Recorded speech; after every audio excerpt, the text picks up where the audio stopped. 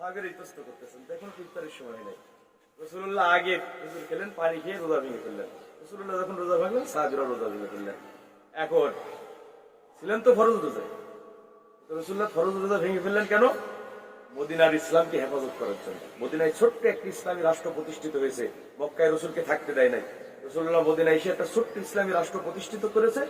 ওই রাষ্ট্রের স্বাধীনতা, সার্বভৌমত্বের, অখণ্ডতার অস্তিত্ব হেফাজত করার জন্য রাসূলুল্লাহ রোজা ভেঙে ফেললেন। আজকে যদি 313 জন বদরের ময়দানে পরাজিত হয়ে যাও, পৃথিবীতে আর রোজা রাখার মতো মুসলমান পাওয়া যাবে না। কিন্তু রোজা ভেঙে গেল, আগে মদিনার ইসলাম ঠেকাবো। এরপরে দেখেন, তাহলে যে ফরজ আর একটা ফরজকে রহিত করে দেয়, ওই ফরজের গুরুত্ব বেশি না কম?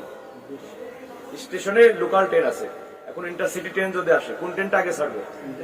আগে ইন্টারসিটি ছাড়বে, তারপর লোকাল ছাড়বে। লোকালকে রহিত করে দেবে, থামিয়ে দেবে, ইন্টারসিটি চলে যাবে। তাহলে যে ফরজ আর একটা ফরজকে রহিত করে দেয়, ওই ফরজের গুরুত্ব বেশি। তাহলে রোজাকে রহিত করে দিচ্ছে ইসলাম কায়েমের ফরজ। কথাকে আমি বোঝাতে পারছি? এরপরে খন্দকের জিহাদের দিন পরীক্ষা খনন করছে। আপনারা জানেন যে 10,000-এর বিশাল বাহিনী নিয়ে আবু সুফিয়ান মদিনা আক্রমণ করার, উহুদের রক্তের দাগ তখনও শুকায় নাই, রাসূলের দাঁত ভাঙা, মাথা ফাটা, 70 জন সাহাবী শহীদ হয়েছে। আবার 10,000-এর বাহিনী নিয়ে মদিনা আক্রমণ করতে আসছে আবু সুফিয়ান। মদিনার উত্তর দিকে 3.5 মাইল রাস্তা ফাঁকা ছিল। হযরত সালমান ফার্সির পরামর্শে পরীক্ষা খননের কাজ শুরু হচ্ছে। যুদ্ধের তীব্রতার কারণে রাসূলুল্লাহ সালাত আদায় করতে যাচ্ছেন, জোহরের সালাত। জিবরিল আমিন এসে বলছেন, আগে পরীক্ষা খনন করেন, আবু সুফিয়ানের বাহিনী মোকাবেলা করেন। আজকে যদি এই মদিনার ছোট্ট ইসলামী রাষ্ট্রের স্বাধীনতা, সার্বভৌমত্বের, অখণ্ডতার অস্তিত্ব নস্যাৎ হয়ে যায়, পৃথিবীতে সালাত আদায় করার মতো আর মুসলমান পাওয়া যাবে। আপনারা জানেন, তাফসীরের কিতাবের ভিতরে আসছে 4 ওয়াক্ত ফরজ সালাত রাসূল ছেড়ে দিয়েছেন। তাহলে যে ফরজ সালাতকে রহিত করে দেয়, ওটা হচ্ছে দ্বীন কায়েমের ফরজ। দুঃখজনক হলো সত্য কথা, বাংলাদেশের মেজরিটি পার্সেন্ট মুসলমান এই দ্বীন কায়েমের বিষয় বোঝেই না, কোরআনও পড়ে না, জানে না। আল্লাহর জমিনে আল্লাহর দ্বীন কায়েমের জন্য জানমালের কুরবানি করে চেষ্টা করতে হবে, এটা ফরজ ইবাদত। এটা অধিকাংশ মুসলমান আমরা বুঝি না। আমরা মনে করি যে এটা ধর্মের নামে রাজনীতি। আবার রবের কসম, যদি আনুষ্ঠানিক ইবাদত বন্দী করে, শুধু নামাজ, শুধু রোজা, শুধু জিকির, শুধু মসজিদ মাদ্রাসার খেদমত করে যদি জান্নাতে যাওয়ার সুযোগ থাকতো, আমরা আপনাদের এখানে ডাকতাম না। আমরা নিজেরাও এই কাফেলা, এই রক্ত বৃষ্টির পথে পা বাড়াতাম না।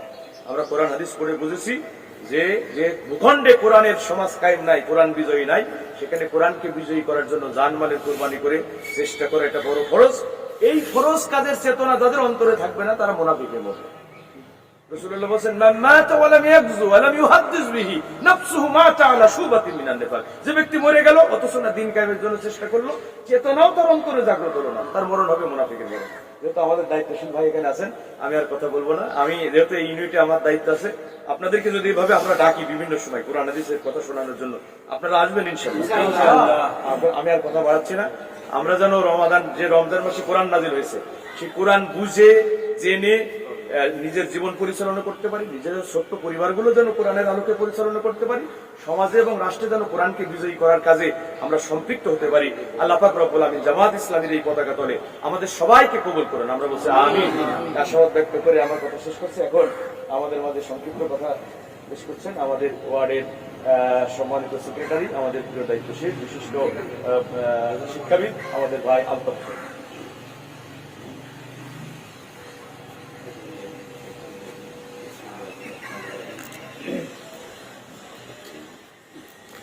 কাফেলা বাংলাদেশ জামাত ইসলামী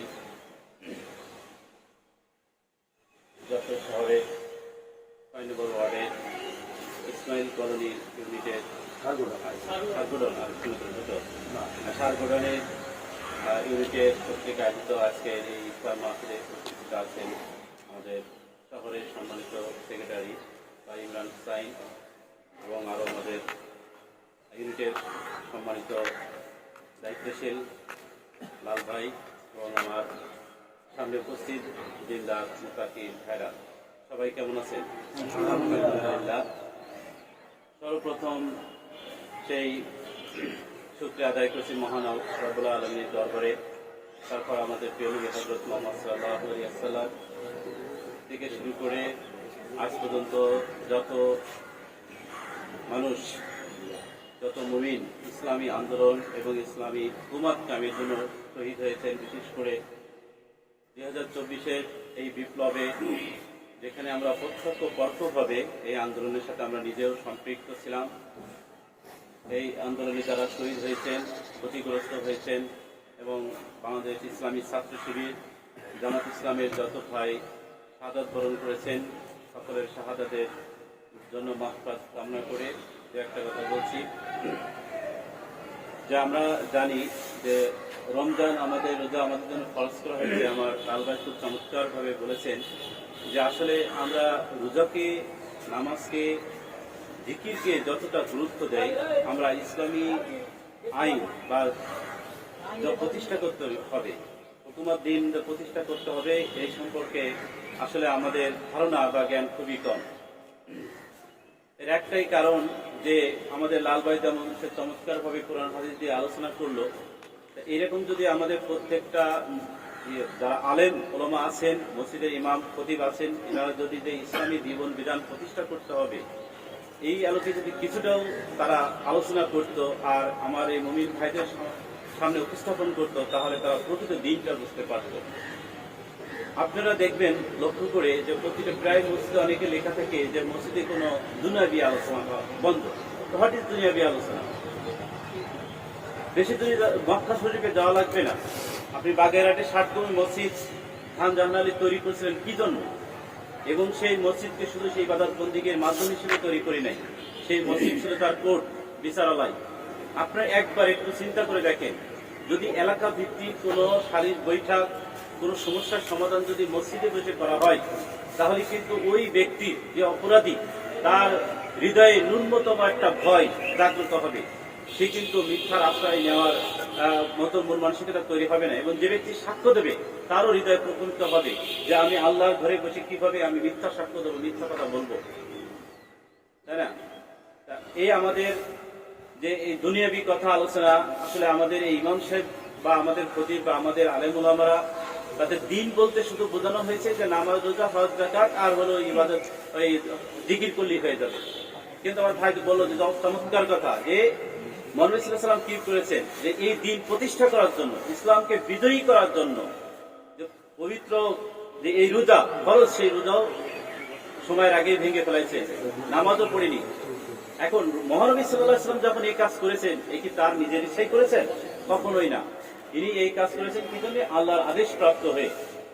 তাহলে দিন প্রতিষ্ঠার গুরুত্ব কতটা হলে যে ফরজ নামাজ, ফরজ রোজা নষ্ট হয়েছে বা তার আগে শেষ হয়েছে, কি জন্য? তার কতটা দিন প্রতিষ্ঠার। কারণ দিন যদি, কোরআন যদি প্রতিষ্ঠা না থাকে, তাহলে কিন্তু ওই আপনি যাবেন তথাকথিত সালাত নামাজ কায়েম করে চলে আসবেন। আপনি যে আপনাদের যে সালাত প্রতিষ্ঠা করতে হবে, আকিমুস সালাত, এই আকিমুস সালাত আর থাকবে না। ওই নামাজ পড়তেছি তার পড়তেছি, আমি একজন মুসাল্লি। আপনি দেখবেন যে আমাদের মসজিদে কিন্তু মুসাল্লির অভাব নেই, তারাবির নামাজে কত মুসাল্লি আছে। কিন্তু আপনি দেখবেন, খেয়াল করে দেখবেন যে কয়েকজনের মনের মধ্যে এই কথাটা জাগ্রত আছে যে এদেশে ইসলাম প্রতিষ্ঠা করতে হবে, ইসলামী হুকুমত প্রতিষ্ঠা করতে হবে, ইসলামী বিধিবিধান প্রতিষ্ঠা করার প্রয়োজনীয়তা আছে। কয়েকজনের মনের মধ্যে এই ভাব উদয় হয়? এই যে কিছুদিন আগে দেখবেন এই যে আসিয়ার এই কেস, এই সমস্যা নিয়ে ভিকারুন্নেসা নন স্কুলের মেয়েরাও তারা নিজেও কিন্তু ইসলামের ছায়াতলে নাই। কারণ তারা তো, আর আমি কিন্তু ঢাকায় দীর্ঘদিন সেখানে শিক্ষকতা করে আসছি, এই জন্য ঢাকার পরিবেশ সম্পর্কে আলহামদুলিল্লাহ যতটুকু জানা আছে। আর এখন আমি যে গাজীদার জামাত স্যার, ওখানকার ইংরেজি প্রভাষক, ওই মেয়েরা বলছে যে ইসলামী বিধান যদি প্রতিষ্ঠা থাকে আর ইসলামী আইন অনুসারে যদি এই ধর্ষণের বিচার করা হয়, তাহলে সেকেন্ড কেউ আর এই সাহস পাবে না। তাহলে ওই মেয়েরাও জানে, আমরাও কিন্তু সবাই এই কথা জানি যে আজকে যদি আসিয়ার, আর শুধু আসিয়া না, তার বোনেরও আমরা কথা শুনেছি যে যদি যে নরপিশাচী তারা করেছে, এটা যদি প্রকৃত ইসলামের বিধিবিধান অনুসারে যদি বিচার করা হয়, তাহলে কিন্তু কখনো সেকেন্ড কোনো পার্সন সাহস করবে না যে এই অপরাধ করার। আমাদের সমাজ অতি সংক্ষেপ, আমি শুধু এইটুকু আপনাদের কাছে আহ্বান রেখে যাব যে বাংলাদেশ জামাত ইসলাম তার কোনো ব্যক্তির স্বার্থের জন্য ইসলামী আন্দোলন করে না। আমাদের কিন্তু নেতা একজনই, সেটা হলো হযরত মুহাম্মদ সাল্লাল্লাহু আলাইহি ওয়াসাল্লাম। আমরা কখনো স্লোগানে বলিনি যে তোমার নেতা আমার নেতা ডাক্তার শফিকুর রহমান, ডাক্তার শফিকুর রহমান। আমরা কিন্তু বলি যে তোমার নেতা আমার নেতা বিশ্বনবী মুস্তাফা। আরেকটা ছোট একটা কথা বলে আমি শেষ করে ইনশাআল্লাহ। এই কিছুদিন আগে আমার এই পঙ্গু হসপিটালে আমার এলাকা থেকে একটা রোগী আসছিল। তার ভাই আমার বাসায় আরো কয়েকজন মেহমান কথা হচ্ছে একসঙ্গে।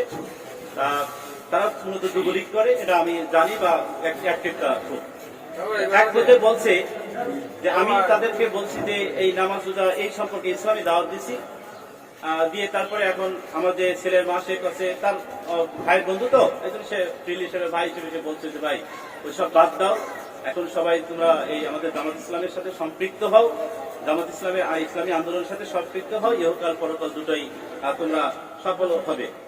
কারণ হঠাৎ করে বলে ফেলাচ্ছে যে আমি তো বঙ্গবন্ধুর আদর্শ লালন করি, কি করে সম্ভব? কথাটা দেখেন, বোঝেন, বঙ্গবন্ধুর আদর্শ লালন করি, কিন্তু আসলে আদর্শ কার হওয়া উচিত? একমাত্র আদর্শ হওয়া উচিত আমাদের প্রিয় নবী হযরত মুহাম্মদ সাল্লাল্লাহু আলাইহি সাল্লাম। তখন আমি ভাই বললাম, ভাই বড় একটা ভুল করলে তুমি আমলিগ করতে পারো, বিএনপি করতে পারো, কোনো সমস্যা নেই, তোমার আদর্শ একজনই হতে হবে, সেটা হলো আমাদের প্রিয় নবী হযরত মুহাম্মদ সাল্লাল্লাহু আলাইহি সাল্লাম। তার আদর্শবাদে যখন তুমি অন্য কোনো ব্যক্তির আদর্শকে গ্রহণ করবা, তখন তুমি কখনো মুমিন হিসেবে দাবি করতে পারবে না নিজেকে, কখনো মুমিন হতে পারবা না। আমি মনে করি স্কুলের শিক্ষক, আমি সেই স্কুলে যাবই না, তাহলে কতদিন ওই প্রিন্সিপাল আমাকে মাফ করবে? এক সময় প্রিন্সিপাল নোটিশ দিয়ে বের করে দেবে আমারে। তা আমি আমার নবী মানলাম, হযরত মুহাম্মদ সাল্লাল্লাহু আলাইহি ওয়াসাল্লাম আমাদের নবী মানলাম, কিন্তু মনে বুকে স্বীকার করলাম, কিন্তু নবীর আদর্শ অনুসরণ করলাম না, তাকে বুকে লালন করলাম না, লালন করলাম অন্য কোনো পার্সন, তাই নবীর সাফাত কি করে কপালে ধরবে? কখনো সম্ভব? কখনোই সম্ভব না। যাক প্রিয়দিন ভাইরা, আপনাদের কাছে একটাই আহ্বান যে আপনাদের মনে প্রাণে আমাদের আদর্শ, আমাদের একমাত্র পথ প্রদর্শক যেটা আমাদের প্রিয় নবী হযরত মুহাম্মদ সাল্লাল্লাহু আলাইহি ওয়াসাল্লাম, এবং কুরআন হলো আমাদের জীবন বিধান। আমরা সবাই আর আমাদের বাংলাদেশ জামাত ইসলামের লক্ষ্য উদ্দেশ্য আদর্শ কিন্তু এই একমাত্র। আমাদের আজকে নিবন্ধন বাতিল হওয়ার এক নম্বর কারণই হচ্ছে আমরা স্বীকার করি যে সার্বভৌমত্বের মালিক হলো আল্লাহ, সেকেন্ড কোনো পার্সন না। কারণ এই দুনিয়া আমরা শুধু এই মানুষ দেখেন যার অনেক গাড়ি বাড়ির সম্পদ আছে, এই সম্পদের মালিকীয় ব্যক্তি নয়, অন্যদিকে তত্ত্বাবধায়ক, ঠিক আছে? তা আপনাদের এই আমাদের বাংলাদেশ জামাত ইসলামের ছায়াতলে থাকবেন, আসবেন, দেখবেন ইনশাআল্লাহ। আমরা এখানে কোনো ব্যক্তি স্বার্থ কাজ করিনি, আমাদের একমাত্র লক্ষ্য উদ্দেশ্য আল্লাহকে খুশি করা, নবীর আদর্শকে, দিনকে প্রতিষ্ঠা করা আমাদের একমাত্র কাম্য। সবার সুস্বাস্থ্য কামনা করে কথা শেষ করছি। সবাই ভালো, আল্লাহ সবাই সুস্থ রাখুক। আসসালামু আলাইকুম ওয়া রাহমাতুল্লাহ। আলহামদুলিল্লাহ, আমরা আমাদের ওয়ার্ড সেক্রেটারির কাছ থেকে গুরুত্বপূর্ণ কথা শুনলাম।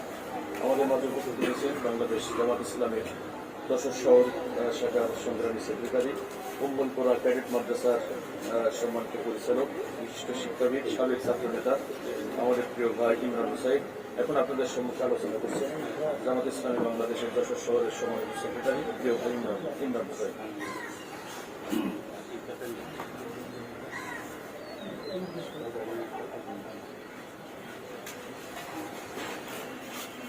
أعوذ بالله من الشيطان الرجيم بسم الله الرحمن الرحيم الحمد لله رب العالمين الصلاة والسلام على سيد المرسلين وعلى آله وصحبه أجمعين بسم الله الرحمن الرحيم شهر رمضان الذي أنزل فيه القرآن هدى للناس وبينات من الهدى والفرقان إلى آخر الآيات أحمد وصلى على رسوله الكريم أما بعد উপস্থিত আজকে অনুষ্ঠানের সম্মানিত সভাপতি আমাদের একান্ত আপনজন মাওলানা হাসানুল মাহমুদ, উপস্থিত আজকে অনুষ্ঠানের সম্মানিত বিশেষ অতিথি, সম্মানিত আজকে যাদের নিয়ে আয়োজন, সম্মানিত আল্লাহ মেহমান ভাই, আসসালামু আলাইকুম ওয়া রাহমাতুল্লাহি ওয়া বারাকাতুহু। আপনারা কি সবাই সালামের জবাব দিয়েছেন? জবাব দেওয়া কিন্তু ওয়াজিব, ঠিক আছে? এটা একটা বিষয় অনেকে চিন্তা করে, ক্রেডিট নেয়, যারা মঞ্চে বসে থাকে তারা কথা বলে না, যারা ওয়াজিব আমাদের লাল ভাই বলতে পারবে যে সুবহানাল্লাহ আলহামদুলিল্লাহ, কিন্তু স্টেজের বাইরের লোক বলে, ওদের সামনের লোক বলে, কিন্তু যারা স্টেজে বসে তারা সুবহানাল্লাহ আলহামদুলিল্লাহ বলে না। কেন? তো ওরা তো ভিআইপি লোক, ওদের বলা লাগে না। কিন্তু সালামটা ফরক করে, সালাম যারা দেয় দেখবেন যে গরিব মানুষ তারা উত্তর দেয়, কিন্তু ধনী মানুষ তারা একটু অন্যভাবে দেয়। তো এইটা না, বিষয়টা হলো সালাম হলো আল্লাহ রাসূল সাল্লাল্লাহু আলাইহি ওয়াসাল্লামের সুন্নাহ। তো যে সালাম দেবে সে নিরহংকার নাকি? এইটা হলো বেশি বেশি সালামের প্রচলন করা দরকার। তা আমাদের লাল ভাই আলোচনা করছেন অলরেডি, ইসলামী আন্দোলন, আমাদের আলতাফ ভাই সবকিছু করছেন। আমি অন্য আঙ্গিকে একটু আপনাদের সঙ্গে খোঁজ খবর নিতে চাই। আমরা যারা এখানে উপস্থিত আছি তারা কি এখানে স্থানীয় সবাই? মানে ভাইরা সবাই স্থানীয়। দেখেন, স্থানীয় পরিবেশ যদি ধরা হয়